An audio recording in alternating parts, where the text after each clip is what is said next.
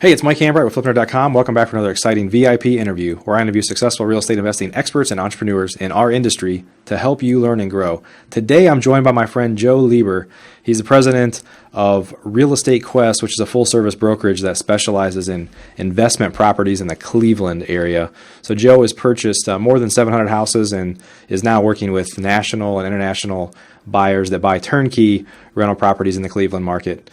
Joe and I are actually in a mastermind together, and Joe is a very highly respected rental property expert. In fact, he's the king of the cheap stuff.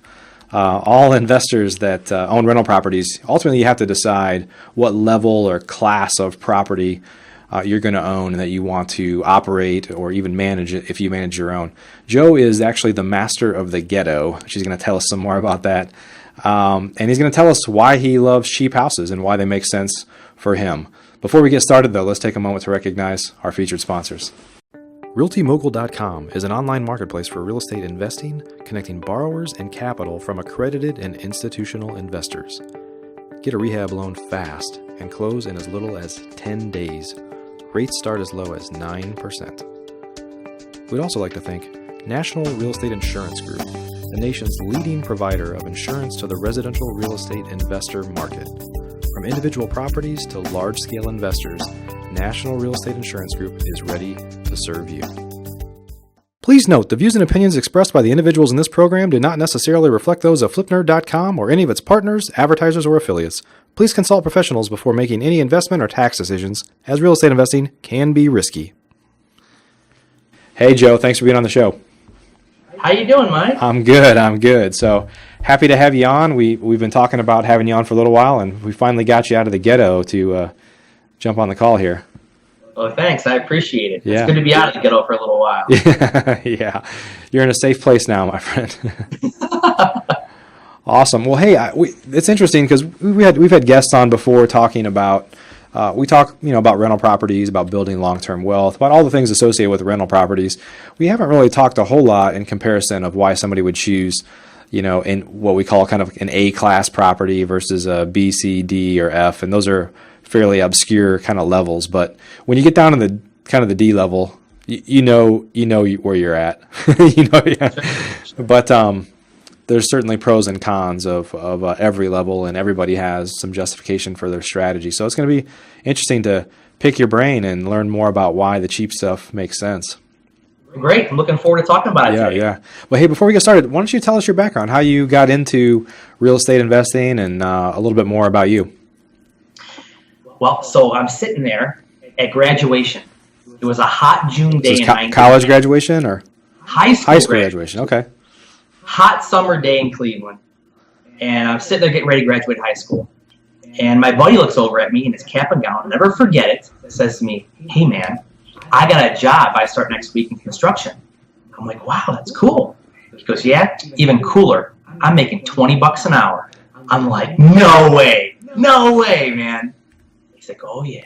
I couldn't believe it. As to me, at 18 years old, it's all the money in the world. Yeah. Very envious. So this friend of mine gets his job, and I thought, well, geez, man, what can I do? I want a job like that. No, there was no positions available. I don't know if he just didn't want to get me a job there, or they didn't have any positions. So I did the next best thing. He was an aggressive guy. He wanted nice things and have a better life. So I said, let's go out and buy a house. We'll fix up and flip it. You got the big pay stubs, so we can get a bank loan. This will be great. Right. So we did that. We went out to a local suburb here in Cleveland called Lakewood, Ohio. We bought a house. We fixed it up, and we didn't sell it. 18 months later, I'm carrying a $5,000 balance on my student Discover card. My parents are saying to me, "What in the hell is wrong with you, boy? You don't know anything." Right. And they were right. I didn't know anything. I eventually sold that house 18 months later to a wholesaler. Lost $4,500, which when you're 19 at this point, it's all the money in the world. That's a lot of money. Oh, it was everything.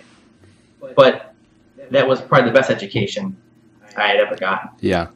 I wouldn't stop. Through the trials and tribulations of the school of hard knocks, for the last 17 years, I managed to kick, claw, and climb my way the top of the real estate investing markets. Yeah. So talk a little bit about where you went from there. Did you continue to invest at that point, or did you then go do something else for a while? Or? Well, because I didn't have any money or a job for that matter, I was trying to play a college hero to make my parents happy. I met a real estate broker at that time who thought, wow, you're 19 at this point, and you went out there and really just did it. You jumped in with 2 feet with no training, no anything. He said, why don't you come work for me as a real estate agent? Give you the opportunity to learn the real estate business and make yourself a little bit of money. That's a great idea. I think I will. So I went and did that for about a year and a half, 2 years. I worked as an agent under this broker here, and it was a great experience. I learned how to really process a real estate transaction, learned about bank financing, appraisals, all the things that a real estate agent would need to know, and it really started setting up the rest of my career. Yeah, and then from there you just you branched out on your own eventually, and no, it didn't really go like that. You see, so another pivotal point there. I'm sitting at my desk trying to play real estate agent, and I was going to college. I didn't know what I was going to do, and the phone rang from a friend of mine who I graduated high school with. I haven't seen him since I graduated high school. I'm probably 21 at this point, and he calls me up and says, "Hey man, I'm relocating back to Cleveland. I moved to Michigan. Let's get together and let's play some golf, have a beer." I'm like, yeah, it sounds great. So my friend I haven't seen since I was 18 pulls up in a nice car and dressed well, and I was like, gosh, man, what are you doing? He said, well, I'm a loan officer. I said, oh, okay, it's nice. Maybe we can do some business together. So a few weeks passed, we started hanging out a little bit more, and I saw that my friend he lived well for a young 21-year-old man. And I was like, gosh, I mean, as a real estate agent in Cleveland, I wasn't burning up the earth here, okay? There was a lot of money being made. So I asked him one day, I said, Bill, you live well. What's going on here, man? Like, his loan's that good of a business. He says to me, now we're 21 years old, he says to me, Joe, I made $120,000 last year. No way! No way! That's not possible, right? So I asked him, what anybody would do. Let me see your W-2. I'll never forget, he pulls out a W-2 to me. It says, it's burned in my brain, Mike. The year was 1999 as W-2, and it said $119,768. At that point, I said, I need to get a job as a loan officer. So for the next 3 years, I was a loan officer. Yep. I was a good one. I wasn't a great one. I was pretty good at it. Yeah. I made more money than as a real estate agent. But I just knew that things were going to change. And every dollar I made as a loan officer for that 3-year period, I invested back into real estate investing. Okay. I would buy these cheap houses, primarily because they were low down payments, because I would finance myself. That's when they were doing like the 80-20 loans, stated income, or 5% down. So I would use just a little bit of money, and I would buy these houses. And I got up to about 20 of these things. And I one day, everything changed. So I'm sitting at my desk. It was around the summer of 2003. And bank representatives would walk in from different banks. They would always try to get your loans. That's how the loan business was 10 years ago. Yep. And he said to me, it's one of those pivotal moments that changes your career.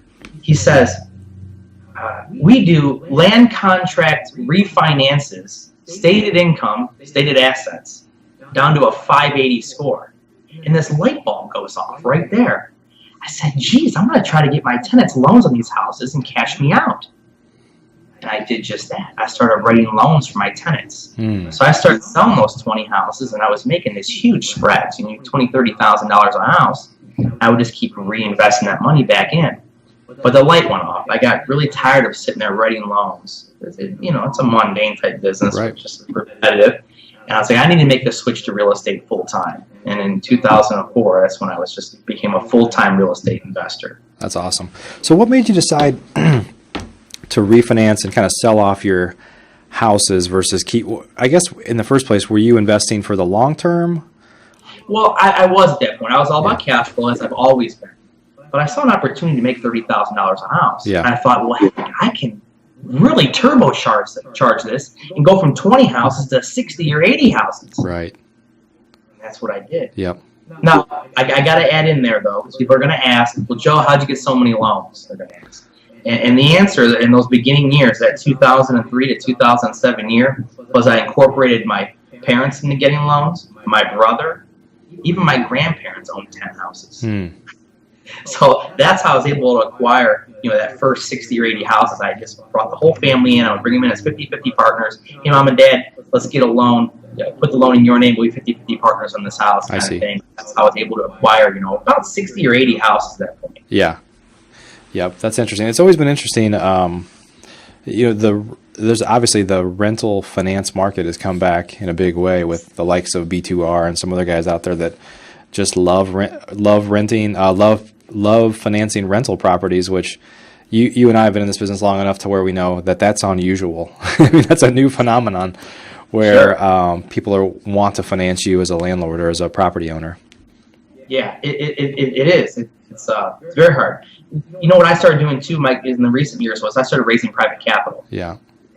I would always give the bag. Everybody says they get mad at me for saying this, but I would borrow $100,000 blocks on a 5-year AM at 15%. And when you're willing to pay 15% interest, you wouldn't believe how many calls you get of people wanting to give you money. Yeah, it's amazing. So I do a lot of that now, even for just to buy more deals instead of going to the banks for traditional finance. And it's so much easier to get a phone call from your doctor buddy and get $100,000. Yeah, absolutely. Awesome. Well, we've had a number. We have a lot of joint friends and stuff like that. There's a lot of turnkey opportunities. A lot of people focus on buying rental properties in the Midwest right now. It's kind of like the untapped land for rental properties, right? Lots of California money or out-of-state money that can't believe you can buy a house for what you can buy them for in the Midwest, and that they can cash flow and provide some of those ROIs that they just can't see in their markets. They don't even believe it's possible. And so you've been doing this for a long time before it was cool, right? Before it was cool. Yeah. And so, it's interesting because I know when I first started buying rental properties, 6 years ago or so, I heard somebody say something that at the time I thought was really wise. And they said I focus on kind of a B-class property. And they said it because someday I want to harvest them, and I don't want to have to sell them to a guy like me, meaning a real estate investor that's going to want to buy it at a deep discount. And so he's like, I want them that, at some point I can rehab them and sell them on the retail market for full ARV. And that really stuck with me for a couple of years. And then what happened was we started to, just because of the business we're in of, buying houses directly from sellers that are calling us for leads, we tend to get a lot of, lower level houses, C-class and below. And so I was like, man, I really would like to, these things, look how well this would cash flow on paper if the numbers work. And so we kind of moved downstream to more of the C-class level, and I got out of my head that I'm worried about harvesting them ever, because in my mind, why would I ever want to sell it if it cash flows like that? And then what hit me one time is I was wholesaling a house to somebody that this was a dump. I mean, this was just a shack, like one of those houses that you feel like maybe if you put $40,000 into it, it'd be worth $40,000. And it was only like a 2-bedroom, 1-bath. I mean, not great from at least a lot of people's view on rental properties. And I was talking to the guy, well, what else do you buy? You kind of like prefer like, what level you guys tend to buy at? And he's like, we like the F class. It's like, I never even heard that come out of anybody's mouth before. I don't even know what an F is, but I guess this is one of them. So it was just kind of funny. He's like, yeah, but they just cash flow so well. And of course, it's like, houses are like people. There's someone for everyone. There's somebody for every house type out there. And it's a strategic decision as a property owner, right? Like, what level am I going to kind of operate at? What makes the most sense? And then you have to have effective management at that level, right? So I know that you like stuff that's kind of in the C and D range. That is not, well, you can, honestly, I don't want to put words in your mouth. You can kind of tell us what you focus on, but then after you tell us that, talk a little bit about why you buy at that level and why that makes sense for you. Okay, good. Well, being here in Cleveland, there's cheap properties everywhere. So the reason, I guess, why I buy these houses is they're cheap. Someone's got to buy them. Yeah. And number one, so I'm going to use some examples, okay? So here, I'm basing off the Cleveland market, because I can't speak for these other markets. I do have so much concentration here. I can buy a house for $25,000 to $35,000. So let's use that price point, $25,000 to $35,000. That's going to rent for, we'll say, $800 monthly. Wow. To where if I bump up to $80,000 to $100,000, the rent's not going to change much, $900 to $950. So why would I want to spend $80,000 to $100,000 to get $950 in rent when I can spend $25,000 to $35,000 and get $800 in rent? Yeah, and have 3 of them. And have 3 of them. Yeah. Yeah, I can triple my cash flow for Right. the same money invested. Yeah. So, and then the next thing you're going to say is, well, Joe, about the appreciation. Look, I don't care what part of Cleveland you're in, 3% a year is what you're going to get. For the most part. I mean, I'm throwing some random numbers out there, Yeah. but whether it's a $25,000 house or a $250,000 house, you're going to get 3% appreciation per year. Yeah. That's just what it is. So I prefer to hedge as much of my money as possible and buy as many houses as I can because I'm all about cash flow. So that's why I kind of found a niche right in that price point, that $25,000 to $35,000 price point to be my niche. Yeah. Now talk about, because I know one of the things that obviously comes into play is when we've kind of gone downstream in terms of, lower level houses, lower level house values, not to say this in a negative way, but you tend to start to get a less reliable tenant, let's say. Correct. And somebody that is maybe more transient, maybe certainly living more kind of check to check than somebody at a level above that. Sure. Might be somebody that's more prone to do damage to the house when you turn it over. You've got higher make ready costs, and Yep. just talk about how you kind of balance. Because first off, do you agree with that? That I absolutely agree with that. Yeah, but it also ends up becoming an equation, right? Like, okay, I have more of these expenses, but the cash flow is so much better, and therefore I offset it. Yeah. And it is, correct. Well, one of the biggest things is, and this is what I had to learn through my 17 years of doing everything wrong, was I used to rehab these houses, make them nice. I would paint the walls, carpet, make them nice, and I move people in. Like you said, they're transient. After 9 to 18 months, I would have turnover. And then I would see, because I gave them a nice house and let them in with a security deposit, they weren't vested. They didn't care. They didn't care how they treated my house. They didn't care how long they were there. They'd mess it up and move on to another one. Yeah. So I had to figure out a way to get my tenants vested.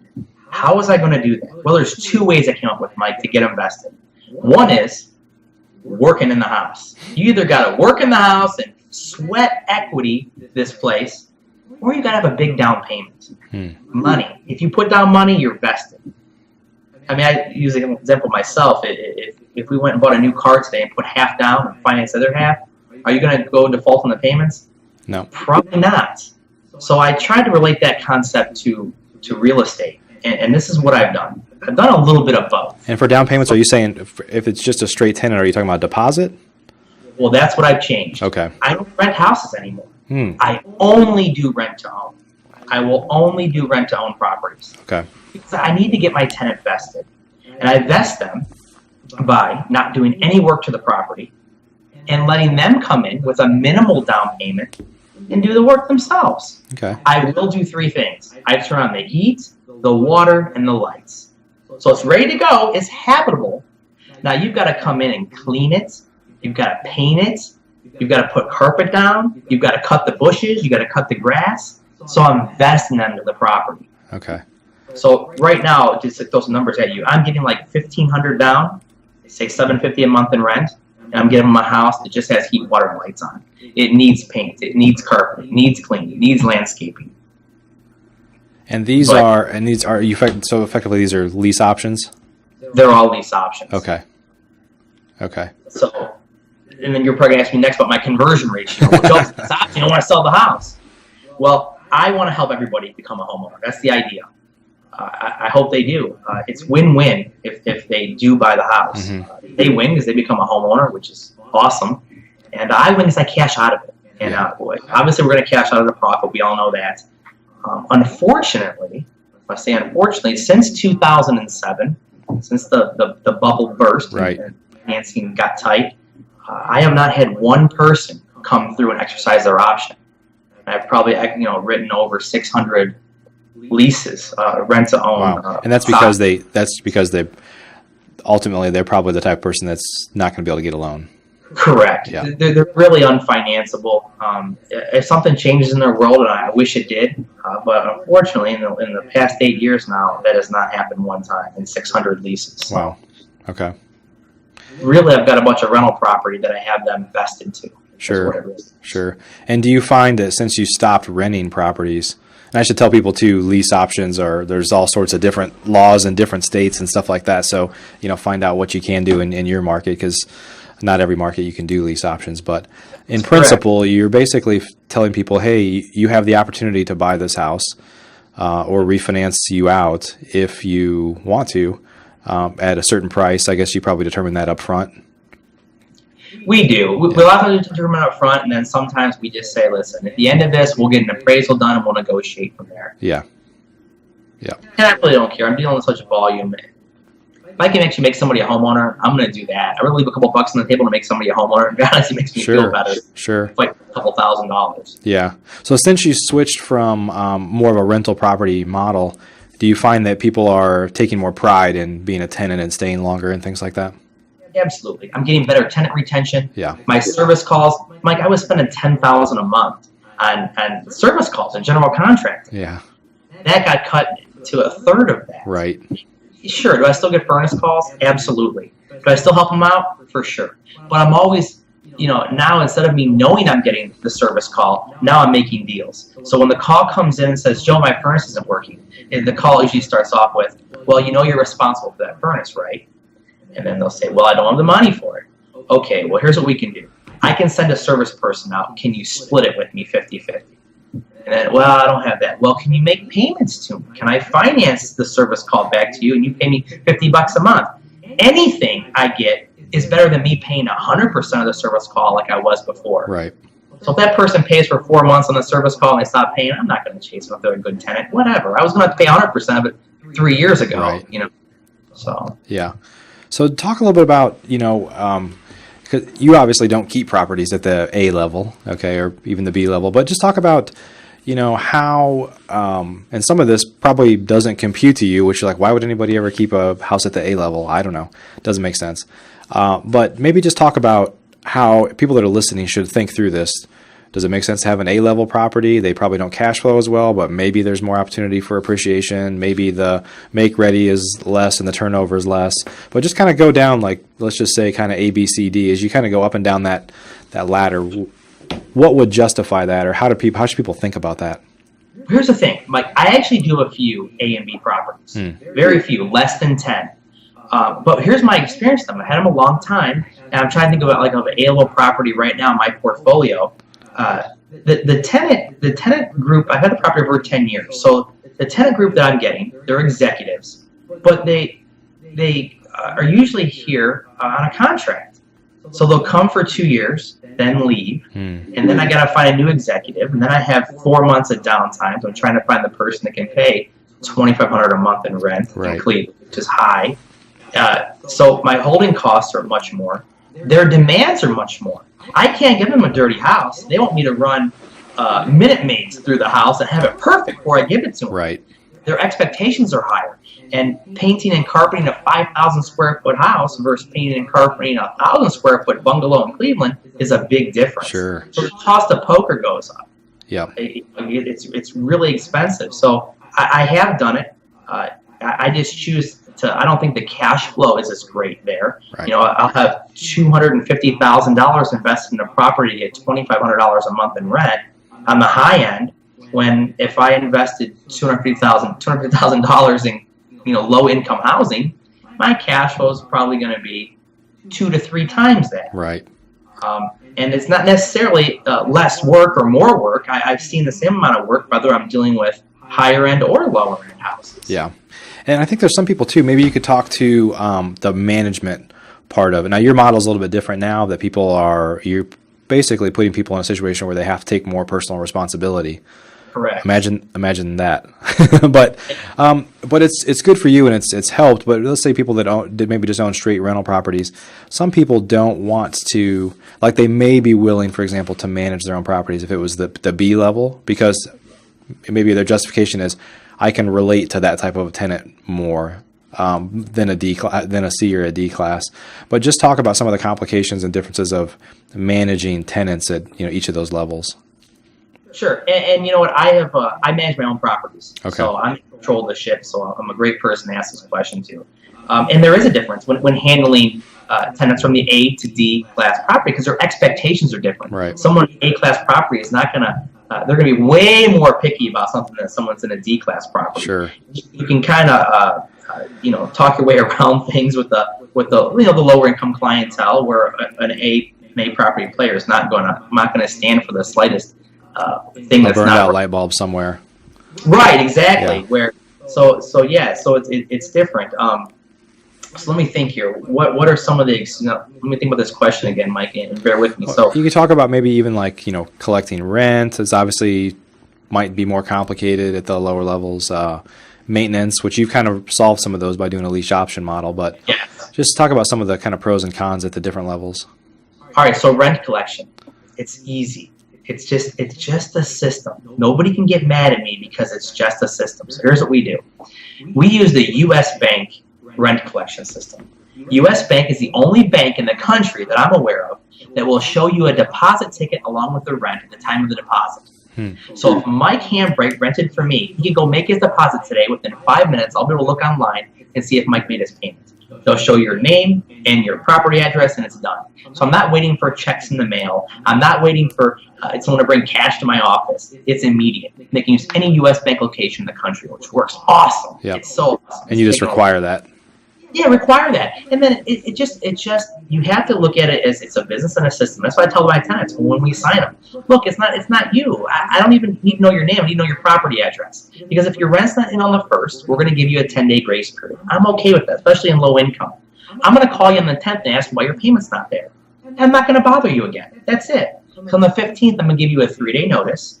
And the 23rd, I'm going to file eviction against you. You can be caught up at any time. You're just going to pay as we go. After the 15th, you're going to pay a $50 3-day notice charge. After the 23rd, you're going to pay a $150 filing fee. And we just keep going and going. I'll reinstate you at any time with no arguments or no yelling. It's just really simple. I tell them straight up. I put it in writing. I show it to them. It saves a lot of stress and a lot of arguments. Yeah.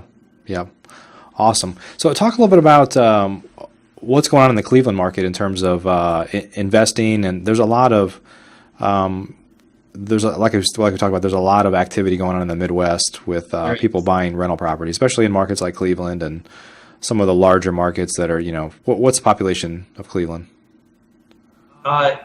2 million. Okay, that's pretty good size market. So, but talk about kind of what's going on, right now over the past couple of years. It feels like there's a lot more turnkey activity going on.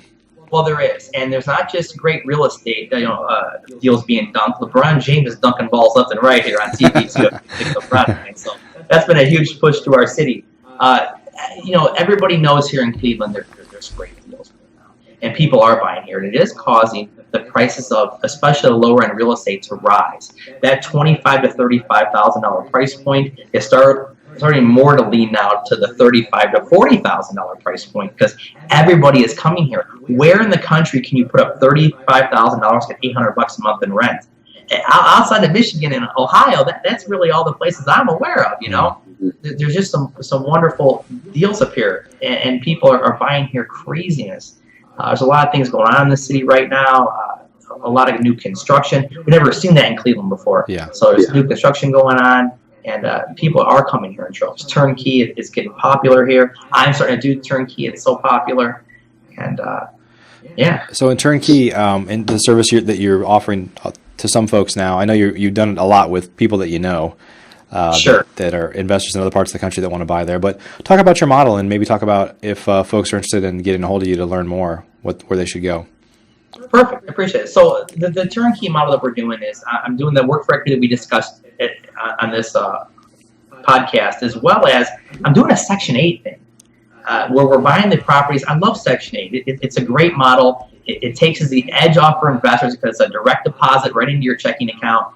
And the people, the myths, and at some point, Mike, we'll talk about debunking the myths to Section 8 because everybody says, oh, they're going to destroy my property. No, you're absolutely wrong. Out of all of my tenants, my Section 8 tenants are the only ones that call me Mr. Lieber. They're so appreciative to be in these homes that they do not destroy my properties. They actually keep them better than some of my work for equity tenants do. Okay. So I'm doing a lot of that with turnkey investors because it takes the fear away. I'm not going to get the rent next month and they're buying a trashed house. We sell a turnkey product that has a new roof, windows, siding, gutters, kitchen, bath, furnace, electrical. We put the Section 8 tenant in there, and Section 8 typically pays higher than a private pay would. So it's a very lucrative opportunity for the investor and for the provider turning that product out. Okay. And so talk about the service that you run a brokerage. Talk about your brokerage for a second. Right. So what we would do here as part of our service is I have these homes in our portfolio or homes that we're acquiring that are just for the turnkey model, people who want to invest in Cleveland at a hands-off experience. And we set them up with property management, and we get them one of these turnkey products that everything's been done. We have the Section 8 tenant in place. It's running like a well-oiled machine. Yeah. It's just all done for you. And usually the Section 8 tenant stays a very long time. There's a huge demand for it here in Cleveland.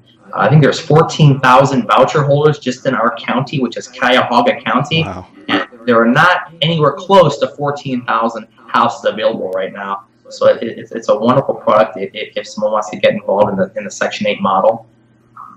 So yeah, if you want to reach me and talk about it, I can give you some phone numbers. You can call me here at my office. Just feel free to call me direct. We'll talk. It's area code 440-387-4800. I'm at extension 2. And my email, as well as reBroker216@gmail.com. Those are probably the best ways to contact me. Awesome. What's the name of your brokerage, Joe? It's called Real Estate Quest. Okay. Awesome. Well, we'll add that information down below. And any kind of last minute tips, Joe, on folks that are looking, maybe those that are interested in either getting started in real estate, investing from a buy and hold standpoint, or interested in maybe checking out the Cleveland market? For sure. Get started.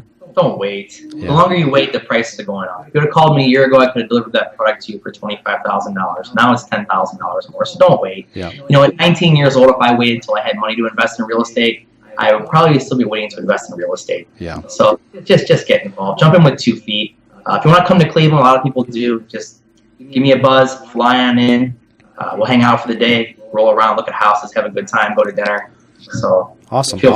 That's great. One of the things that people need to think about too when you're looking at investing in certain markets or investing at all is how the price of those houses compare to the build cost, right?